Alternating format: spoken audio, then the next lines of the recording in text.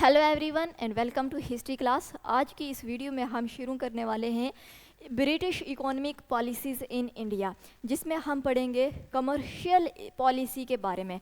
Commercial policy 1600 to 1757। अब starting में जो ब्रिटिश ईस्ट इंडिया कंपनी थी वो ट्रेडिंग कॉरपोरेशन की तरह काम करती थी। कैसे? जो ब्रिटिशर थे वो इंडिया में गोल्ड और प्रीशियस मेटल लेकर आते थे और इसके बदले इंडिया से इंडियन गुड्स, टेक्सटाइल और स्पाइसेस लेकर जाते थे ब्रिटेन में। इस वजह से क्या हो रहा था, जो इंडियन मैन्युफैक्चरर्स थे इनका एक्सपोर्ट बढ़ रहा था और प्रोडक्शन भी बढ़ रही थी। प्रोडक्शन बढ़ रही थी, एक्सपोर्ट ज़्यादा हो रहा था और इस वजह से जो यहाँ के मैन्युफैक्चरर्स थे, इंडिया की जो इकॉनमी थी वो इंक्रीज़ कर रही थी, इंडिया की इकॉनमी बढ़ रही थी। इसलिए जो यहाँ के किंग थे, यहाँ के रूलर थे, यहाँ के जो राजा थे, उन्होंने जो ईस्ट इंडिया कंपनी जो फैक्ट्री एस्टेब्लिश कर रही थी इंडिया में, फैक्ट्री एस्टेब्लिश करने से उन्होंने इनको नहीं रोका। इंडियन किंग्स जो थे उन्होंने ईस्ट इंडिया कंपनी को फैक्ट्री एस्टेब्लिश करने के लिए नहीं रोका और ये फैक्ट्री एस्टेब्लिश करते थे कहाँ पर? जो समुंदर का एरिया होता था, जो कोस्टल एरिया होता था, वहाँ पर ये अपनी फैक्ट्री एस्टेब्लिश करते थे। फैक्ट्री क्या होता है? फैक्ट्री जहाँ पर सामान रखा जाता था। और इंडियन मैन्युफैक्चरर्स से ब्रिटिश क्या करते थे? इंडियन मैन्युफैक्चरर्स से सामान लेकर जाते थे, उस फैक्ट्री में इकट्ठा करते थे और उस फैक्ट्री से निकाल कर फिर जब कोई शिप वगैरह जहाज़ आता था, समुंदर किनारे कोस्टल एरिया में फैक्ट्रीज होती थी, तो वहाँ से वो आसानी से शिप पर रखकर अपना सामान दूसरी कंट्री में, यूरोप में जाकर बेचते थे।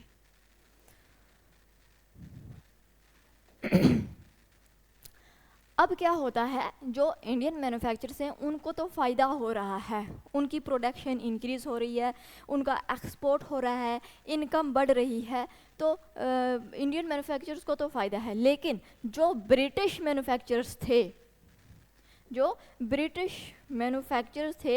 इनको जेलिस हो रहा था, जो ब्रिटिश मैन्युफैक्चरर्स थे इनको जेलिस हो रहा था इस बात से कि जो इंडियन टेक्सटाइल्स है वो ब्रिटेन में ज़्यादा पॉपुलर क्यों हो रहा है। इस बात से इंडियन मैन्युफैक्चरर्स को क्या था? जेलिस था। इसलिए ये ब्रिटिशर मैन्युफैक्चरर्स, जो ब्रिटिश मैन्युफैक्चरर्स हैं, ये put pressure on their government. British manufacture क्या करते हैं? अपनी गवर्नमेंट, वहाँ ब्रिटेन की जो गवर्नमेंट है उसके ऊपर ये प्रेशर डालते हैं कि जो to restrict and prohibit sale of Indian goods, जो सेल हो रहा है इंडियन गुड्स का, जो इंडियन गुड्स यहाँ आ रही हैं ब्रिटेन में, इनको रिस्ट्रिक्ट किया जाए, प्रोहिबिट किया जाए, इनको रोका जाए। ये कौन बोल रहा था? जो ब्रिटिश के मैन्युफैक्चरर्स थे, वो वहाँ की ब्रिटेन की गवर्नमेंट को ये बात बोल रही थी कि इंडिया से जो सामान यहाँ आ रहा है ब्रिटेन में, यहाँ पर हमें क्या हो रहा है? हमें नुकसान हो रहा है। किसको? ब्रिटिश मैन्युफैक्चरर्स को। इंडियन मैन्युफैक्चरर्स को तो फ़ायदा हो रहा था। अब गवर्नमेंट क्या करती है? प्रोहिबिट करती है import of Indian goods. Indian goods का जो इंपोर्ट हो रहा था ब्रिटेन में उसको रोकती है and imposed heavy import duties. और यहाँ इंडियन गुड्स के ऊपर वहाँ पर क्या लगाते हैं? ये हैवी इंपोर्ट ड्यूटीज़ लगाते हैं, जिसकी वजह से इंडिया का सामान जो है वो यूरोप में, ब्रिटेन में क्या हो जाता था? महंगा हो जाता था।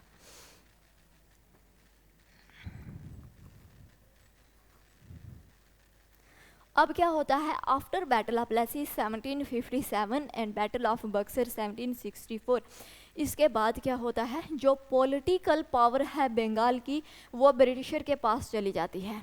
जो पॉलिटिकल पावर है बंगाल की वो ब्रिटिशर के पास चली जाती है। अब ब्रिटिशर क्या करेंगे? कंट्रोल करेंगे इंडियन ट्रेडर्स को और प्रोडक्शन को। अब क्या हुआ इसके बाद? Battle of Plassey and battle of Buxar, इसके बाद क्या होता है? जो ब्रिटेन से जो गोल्ड और प्रीशियस मेटल आता था, कहाँ पर? इंडिया में। जो गोल्ड और प्रीशियस मेटल्स इंडिया में आता था और यहाँ से इंडियन गुड, टेक्सटाइल और स्पाइसेस इसके बदले लेकर जाते थे, ये गोल्ड और प्रीशियस मेटल को स्टॉप कर दिया गया, रोक दिया गया। और फिर यहाँ इंडिया में ही स्टार्टेड क्या करना शुरू कर दिया इन्होंने, परचेजिंग इंडियन गुड्स को अभी भी परचेज कर रहे हैं, लेकिन किस पैसे से परचेज कर रहे हैं, फ्रॉम इंडियन वेल्थ। इंडिया से जो रेवेन्यू जनरेट हो रहा है उसी रेवेन्यू से ये इंडिया के गुड्स को ख़रीदना शुरू कर देते हैं। इसको ये बोलते हैं इन्वेस्टमेंट, कि हम इन्वेस्टमेंट कर रहे हैं। क्योंकि जब बैटल ऑफ बक्सर होती है 1764 और 1765 में इनको दीवानी राइट्स मिल जाते हैं, रेवेन्यू कलेक्ट करने का राइट इन्हें मिल जाता है बंगाल से। तो वो रेवेन्यू जो ये कलेक्ट करते हैं बंगाल से, उस रेवेन्यू का इस्तेमाल ये करते हैं परचेजिंग इंडियन गुड्स, इंडियन ही गुड को वो परचेज करते हैं इंडिया के पैसे से। अब यहाँ पर एक्सप्लॉयटेशन होगा वीवर्स का। जो वीवर्स थे उनका एक्सप्लॉयटेशन कैसे होता है, ये जो ब्रिटिशर हैं, अब ब्रिटिशर के पास दीवानी राइट आ जाता है, पॉलिटिकल पावर आ जाती है, इंडियन ट्रेडर्स को ये कंट्रोल करते हैं, प्रोडक्शन को ये कंट्रोल कर रहे होते हैं। तो ये सारा कुछ जो है वो ब्रिटिशर के हाथों में होता है। जो इंडियन वीवर्स हैं इनको रॉ कॉटन की ज़रूरत है, तो ये किसके पास जाएंगे मांगने के लिए, ब्रिटिशर के पास, क्योंकि सारा कंट्रोल जो है वो ब्रिटिशर का है। तो ब्रिटिशर के पास जाएंगे ये रॉ कॉटन ख़रीदने के लिए, और ब्रिटिशर इन्हें सेल करेंगे, बेचेंगे रॉ कॉटन हाई प्राइसेस, ज़्यादा कीमत में ये रॉ कॉटन बेचेंगे किसको, इंडियन वीवर्स को। और ये वीवर्स जब अपना फिनिश्ड गुड करेंगे, जो फिनिश्ड गुड है जब ये प्रोड्यूस करेंगे अपना गुड्स, फिनिश्ड गुड्स को कौन ख़रीदेगा, ये ब्रिटिशर खरीदेंगे। इंडियन वीवर्स के फिनिश्ड गुड को ये ब्रिटिशर खरीदेंगे, बाय करेंगे कम प्राइस में। रॉ कॉटन दे रहे हैं ज़्यादा प्राइस में, इनको रॉ कॉटन ज़्यादा कीमत में पड़ रहा है, और ये जो बेच रहे हैं कम कीमत में बेच रहे हैं। दोनों साइड से नुकसान किसका है, इंडियन वीवर्स का।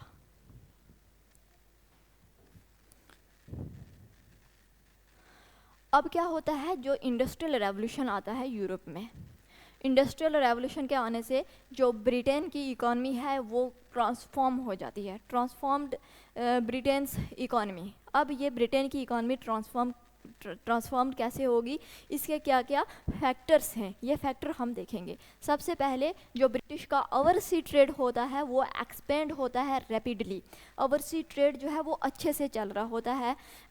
दूसरे नंबर पर सफिशिएंट कैपिटल एक्यूमुलेटेड, कैपिटल जो है इनके पास इकट्ठी हो चुकी होती है, जिससे को ये इन्वेस्ट करते हैं किसमें, नई नई मशीनरी खरीदते हैं और फैक्ट्रीज एस्टेब्लिश करते हैं। तीसरे नंबर पर रैपिड इंक्रीज इन पॉपुलेशन में रैपिड इंक्रीज हो रहा है, जिसकी वजह से इनको लेबर जो है वो सस्ते में मिल रही है। उसके बाद ब्रिटेन की जो गवर्नमेंट है उसका जो इंटरेस्ट है वो कमर्शियल एंड मैन्युफैक्चरिंग में है, इसलिए कमर्शियल और मैन्युफैक्चरिंग में है, इसलिए ये दूसरी कंट्रीज़ के साथ लड़ाई लड़ते हैं फॉर मार्केट एंड कॉलोनी दूसरी कंट्रीज़ में जाकर कॉलोनी बनाते हैं, सेटलमेंट करते हैं, किसके लिए, ताकि हमें मार्केट मिले और हम अपना सामान उस मार्केट में जाकर बेच सकें। उसके बाद इनकी डिमांड जो है वो बढ़ जाती है, जिसकी वजह से प्रोडक्शन होगी, और डिमांड बढ़ेगी तो एडवांस टेक्नोलॉजी ये लाएंगे। ये फैक्टर्स हैं ट्रांसफॉर्म होने के ब्रिटेन की इकॉनमी के। अब जब इंडस्ट्रियल रेवोल्यूशन आता है तो इसमें क्या होता है, इनकम गैप हो जाती है। जो अमीर हैं वो और ज़्यादा अमीर हो रहे होते हैं, और जो गरीब हैं और ज़्यादा गरीब हो जाते हैं। अब इंडस्ट्रियल रेवोल्यूशन में क्या होता है, दो नई क्लासेस जन्म लेती हैं। दो कौन सी, इंडस्ट्रियल रेवोल्यूशन में एक इंडस्ट्रियल कैपिटलिस्ट और दूसरे वर्कर्स। ये जो इंडस्ट्रियल कैपिटलिस्ट हैं ये क्या हैं, कंपनी के मालिक हैं, और ये जो वर्कर्स हैं, ये जो काम करते हैं इंडस्ट्री में, इनकी हालत बहुत ख़राब होती है। कैसे, ये काम करते हैं 14 और 16 आवर्स ए डे, एक दिन 14 या 14 और 16 आवर ये काम करते रहते हैं, इनसे काम करवाते रहते हैं, और 4-5 साल के बच्चे जो हैं इनको एम्प्लॉय किया जाता है फैक्ट्रीज़ में और माइंस में, और इसके बाद इनके पॉवर्टी होती है, वर्कर्स में डिजीज़ होती है और माल न्यूट्रिशन होता है इनके अंदर। इसके बाद R.C. दत्त ने एक बुक लिखी थी the economic history of India. इसमें इन्होंने बताया था कि कैसे इंडियन मैन्युफैक्चर को रिप्लेस किया ब्रिटिश मैन्युफैक्चर ने। अब जो इंडियन गुड्स था, इंडियन गुड्स जब ये यूरोप में जाकर अलग अलग कंट्री में जाकर जाता था तो उस टाइम इस गुड्स के ऊपर टैक्स को बढ़ा दिया जाता था। इंडियन गुड्स के ऊपर टैक्स इंक्रीज़ कर दिया जाता था, जिसकी वजह से इनका सामान जो था वो एक्सपेंसिव हो जाता था, महंगा हो जाता था दूसरी देशों में। इंडिया से सामान लेकर जाते थे ट्रेडर, ख़रीदते थे अपने पैसों से, फिर जाकर वहाँ यूरोप में जाते थे, वहाँ की गवर्नमेंट जो है जो इंडियन गुड्स होते थे उसके ऊपर टैक्स लगा देते थे। जो ट्रेडर था वो टैक्स भी भरता था, सामान भी लेकर जाता था, तो उसके बाद उसको अपना प्रॉफिट भी कमाना होता था। तो इस तरह से जो इंडियन गुड्स है वो एक्सपेंसिव होता जाता है, महंगा हो जाता है, और वहाँ का जो यूरोपियंस जो ब्रिटेन का गुड ब्रिटिश मैन्युफैक्चरर्स का जो गुड होता है वो सस्ता होता है। तो इंडियन गुड्स को कोई नहीं खरीदेगा क्योंकि ये महंगा है। और जब अब जो ब्रिटिश गुड्स होता था, ब्रिटिश गुड्स जब ब्रिटिश का जो सामान लाया जाता था ट्रेड करने के लिए इंडिया में, तो इसके ऊपर टैक्स कम लगता था, इसके ऊपर टैक्स कम लगता था और ये सस्ता होता था। और इंडिया में भी ब्रिटिश गुड्स को ख़रीदा जाता था क्योंकि इंडिया के गुड्स जो था वो भी महंगा था, ब्रिटिश गुड्स जो था वो इंडिया में सस्ता हो जाता था, टैक्स कम लगता था, इस वजह से यहाँ पर ये इंडिया में चीप सस्ते में मिल जाता था। अब ड्रेन ऑफ वेल्थ हो रहा था इंडिया से, क्या हो रहा था? Drain of wealth. Drain of wealth कैसे हो रहा था? इंडिया से इंग्लैंड जो ब्रिटिशर थे इंडिया से वेल्थ लेकर जा रहे थे इंग्लैंड में।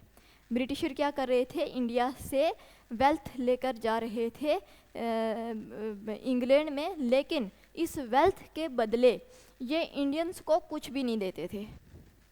वेल्थ लेकर जाते थे इंग्लैंड में, लेकिन इस वेल्थ के बदले इंडियंस को कुछ भी नहीं देते थे। इस तरह से क्या हो रहा था? ड्रेन ऑफ वेल्थ हो रहा था। राजा राम मोहन राय जो थे ये फर्स्ट इंडियन हैं to talk of drain of wealth. Raja Ram Mohan Roy first Indian हैं जिन्होंने ड्रेन ऑफ वेल्थ के बारे में बात की थी। लेकिन जो दादा भाई नौरोजी हैं ये इन्होंने first gave theory of drain of wealth. Theory किसने दी थी? Theory of drain of wealth दी थी दादा भाई नौरोजी ने।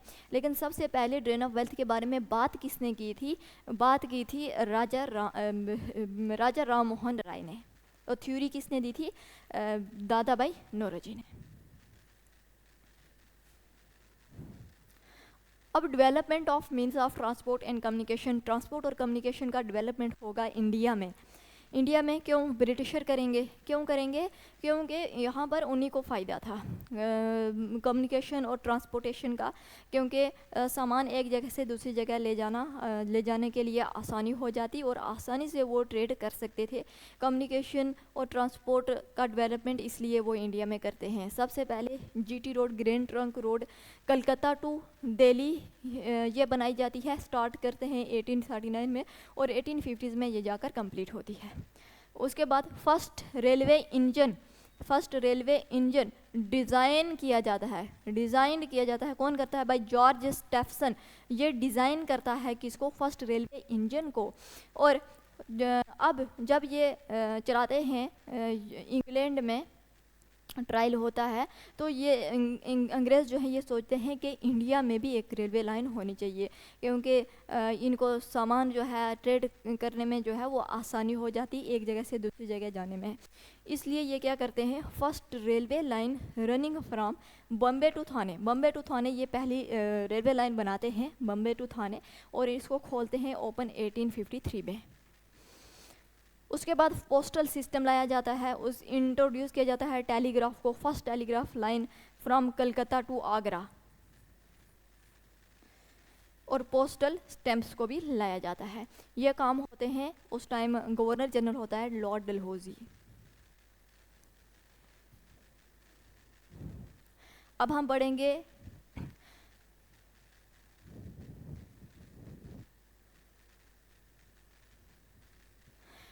Land revenue settlement.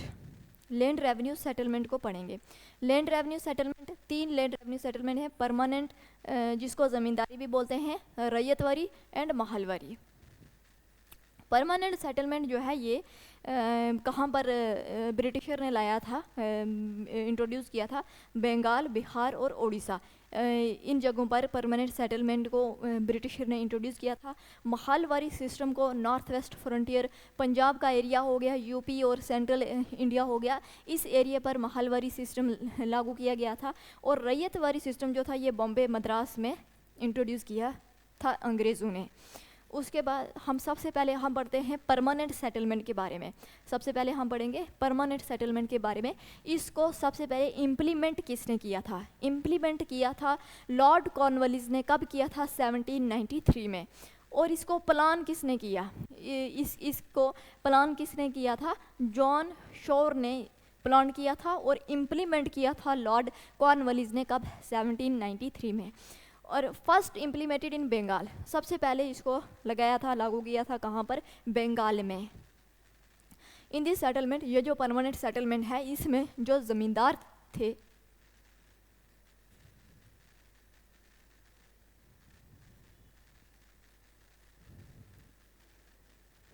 जो ज़मींदार थे, ज़मींदार बिटवीन, ज़मींदार जो थे ये क्या थे? Between peasant and state. ये पीजेंट और स्टेट के बीच आते हैं। कैसे? जो ज़मींदार थे ये पीजेंट से रेवेन्यू कलेक्ट करके स्टेट को देते थे। स्टेट कौन? ब्रिटिशर, ब्रिटिश गवर्नमेंट को देते थे। यहाँ पर क्या सिस्टम था? ज़मींदार, स्टेट में कौन था? ब्रिटिशर थे।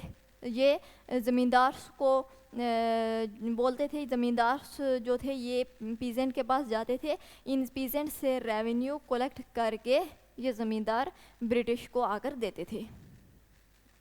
इसलिए इसको ज़मींदारी सेटलमेंट भी बोला जाता है, ज़मींदारी सिस्टम भी बोला जाता है, परमानेंट और zamindari. Land was made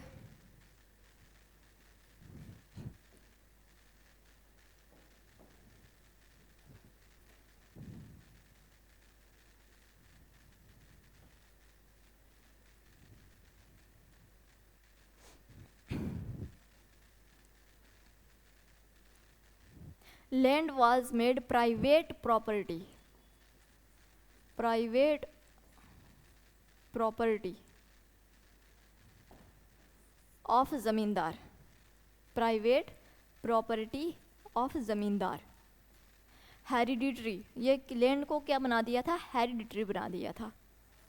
hereditary land जो थी ये प्राइवेट प्रॉपर्टी बना दी गई थी ज़मींदार के लिए। और इसके बाद जो रेवेन्यू था वो फिक्स कर दिया गया था। ज़मींदार का शेयर था 1/11 और स्टेट का शेयर था 10/11। और इसको सनसेट क्लास भी बोलते हैं। सनसेट क्लास, सनसेट क्लास क्यों बोलते हैं? सनसेट क्लास क्यों बोलते हैं? क्योंकि सूरज ग्रुप होने से पहले ही पीजेंट्स को क्या करना पड़ता था? रेवेन्यू देना पड़ता था। और ज़मींदार पीजेंट से रेवेन्यू लेकर किसको देते थे? ब्रिटिशर को देते थे। अगला सेटलमेंट है रैयतवारी सेटलमेंट। रैयतवारी सेटलमेंट में सबसे पहले इसको इम्प्लीमेंट किसने किया था? Thomas Munro and Alexander Read ने इसको क्या किया था? इम्प्लीमेंट किया था मद्रास में। सबसे पहले मद्रास में। कब? 1820 में। 1820 में। उसके बाद no one between state and peasant. यहाँ पर पीछे परमानेंट सेटलमेंट में क्या था? ज़मींदार पीजेंट से कलेक्ट करते थे रेवेन्यू और जाकर ब्रिटिश को देते थे, स्टेट को देते थे। लेकिन यहाँ पर no one between state and peasants, यहाँ पर पीजेंट्स खुद सीधा जाकर ब्रिटिशर को, स्टेट को रेवेन्यू देते थे। इनके बीच कोई भी नहीं था।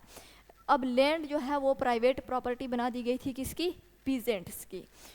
50% dry land, 60% wet land, fertile land जो थी उसके ऊपर टैक्स लगाया था इन्होंने। टैक्स बहुत ज़्यादा था। रैयत का मतलब होता है पीजेंट। तीसरा सेटलमेंट है महालवारी सेटलमेंट। यह स्टार्ट किया था किसने, halt, McKenzie and R.M. Bird ने 1822 में। महाल का मतलब होता है विलेज और ए ग्रुप ऑफ विलेज, मतलब village Mahal, collective ownership of land. Collective ownership होती थी लैंड के ऊपर, किसकी, विलेज की। महल को विलेज बोलते हैं। और समटाइम्स क्या होता था, जो ज़मींदार थे वो रिस्पॉन्सिबिलिटी लेते थे कलेक्ट रेवेन्यू कलेक्ट करने की, किसमें, इस महलवारी सेटलमेंट में।